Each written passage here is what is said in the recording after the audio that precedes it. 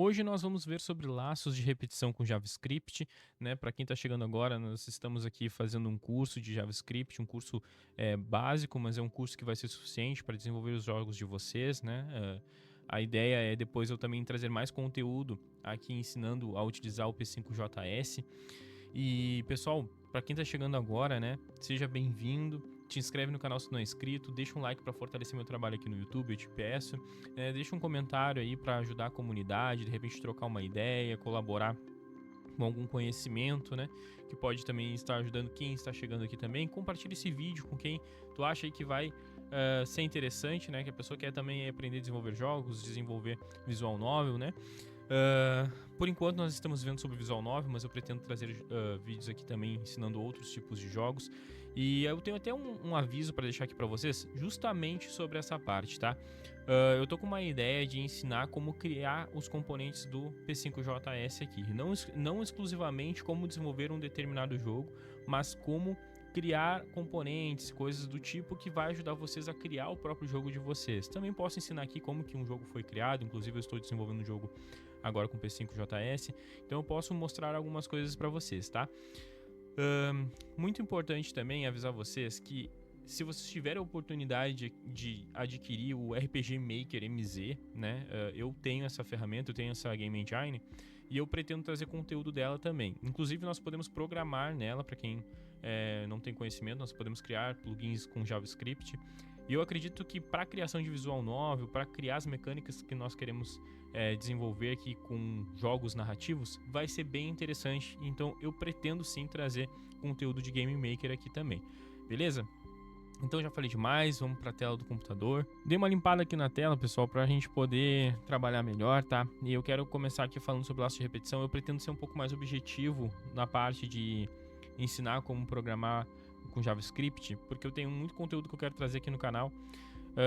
E com o que vocês vão aprendendo aqui, vocês podem também depois evoluir o aprendizado de vocês, tá? Então eu pretendo ser um pouco mais objetivo aqui para que a gente possa ter cada vez mais conteúdo, trazer outros tipos de conteúdo aqui também, tá?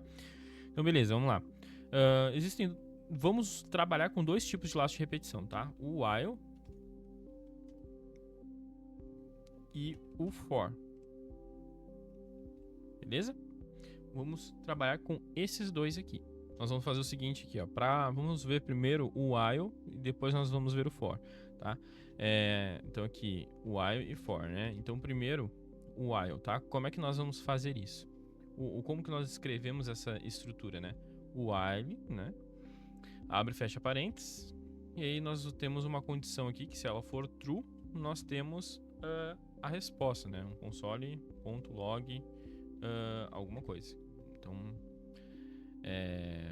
hello world, né? Hello aqui, 2. Vou botar 2 porque, né? Já tem um ali embaixo ali. Mas na verdade nem vamos precisar disso, né? Nem vamos precisar disso. Por que nós não vamos precisar disso? Porque nós precisamos primeiro criar uma lógica, né? Senão o que acontece? Se eu fizer isso aqui, pessoal, o nosso programa, né? Ele vai ficar em looping infinito. Ele nunca vai acabar crashando, né? O nosso programa e não vai ter funcionalidade, vamos causar um bug. Então nós precisamos aí criar uma variável, vamos criar algumas variáveis de controle. Então, por exemplo, só para testarmos, né, o while. Então, por exemplo, let idade, tá? Vamos colocar let idade, por exemplo. Idade é 18, tá? Beleza.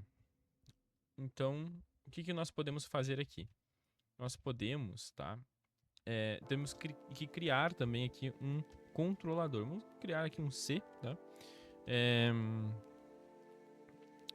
Vamos começar aqui com 0. E aí nós vamos aqui fazer alguns prints, tá? Então, por exemplo, o que esse controlador faz? Esse controlador ele vai dizer, eu começo em 0, né? Então ele está em 0 aqui. E eu quero que ele ande x, né? Ele execute x vezes aqui dentro, né? Que esse while ele execute x vezes. Então, o while é basicamente uma condição que faz o seguinte controle: enquanto isso for verdadeiro, executa. Então por isso que causa um bug se nós deixarmos true aqui, porque ele vai ser verdadeiro para sempre. Então, enquanto a condição for verdadeira, que está dentro do while, então todo o bloco que tiver entre as chaves vai ficar em execução, tá? Então a ideia é que ele vai começar em 0 e ele vai até 18. Então, vamos fazer diferente, tá? Vamos botar aqui, ó, I de início, tá? E F de fim. Tá? Vamos só mudar a ordem para fazer um pouquinho mais de sentido aqui, tá? Então, opa. Let I e let F. Então, I de início e F de fim. Então, ele vai começar em 0 e ele vai até 18. Então, vamos lá. Vou colocar aqui, ó. Enquanto I for menor do que F, ele vai continuar em execução. Só que a condição é a seguinte, eu preciso colocar, se eu quero que apareça até o 18, eu preciso colocar menor ou igual, tá? Só que o que acontece, se a gente colocar isso aqui em execução, e eu for colocar aqui, por exemplo, o número I, né, o valor I, que eu quero que apareça aqui no terminal, aqui embaixo, no caso, né? Se eu fizer isso aqui, vai entrar em looping infinito também, porque a condição vai ser sempre verdadeira. Por quê? Por causa que aqui, I sempre vai ser menor ou igual a F. A questão é que, para que o I seja maior do que F, eu preciso atualizar a variável I, certo? Então, o que eu preciso fazer? Eu primeiro mostro a variável I e atualizo ela. Então, eu posso fazer da seguinte forma. I mais mais, tá? I mais mais é o quê? I recebe mais 1, né? Então, é isso. Ou eu poderia escrever I recebe I mais 1. Ou eu poderia simplesmente escrever desta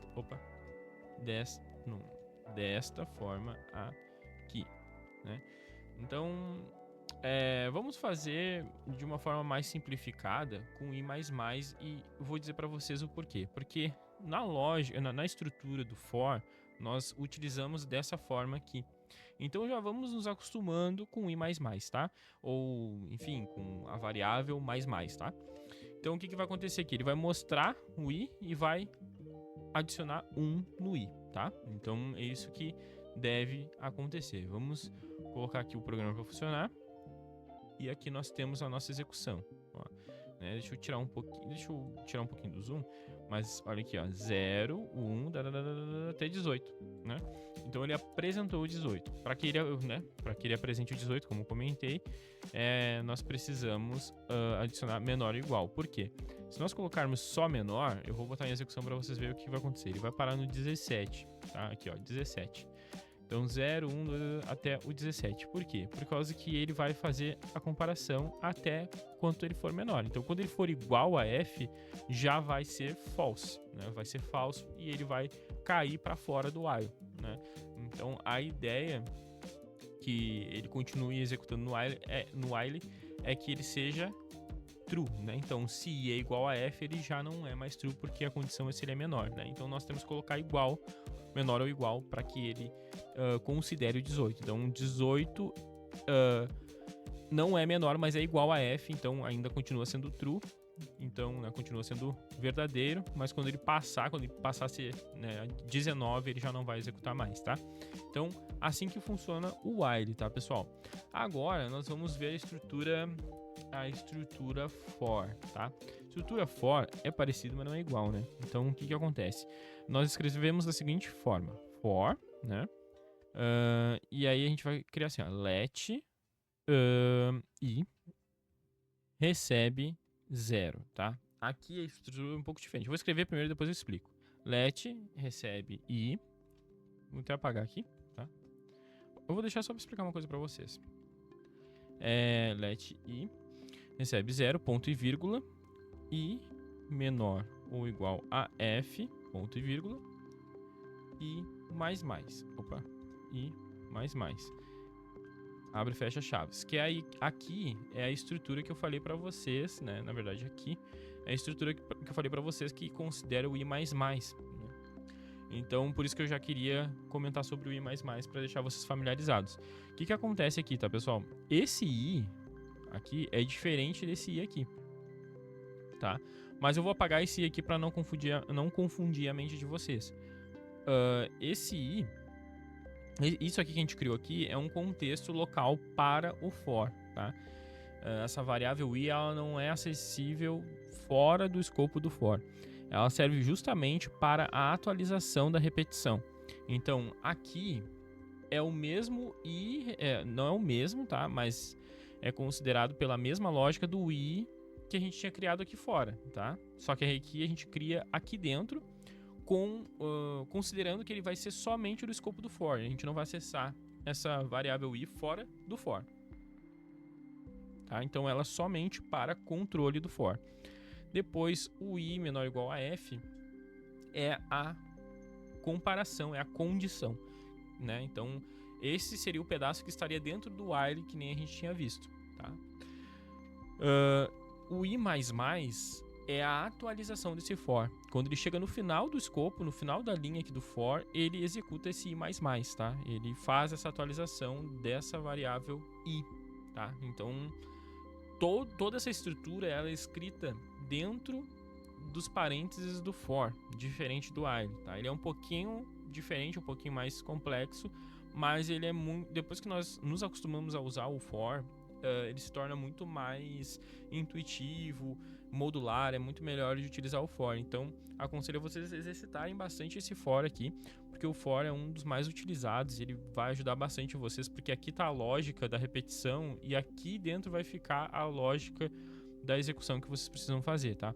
Então, por exemplo, se eu quiser mostrar aqui o i que nem nós fizemos, eu posso botar um console.log e colocar aqui o i, né? A variável i. Quando nós executarmos, nós vamos ter a mesma resposta, do 0 ao 18, né?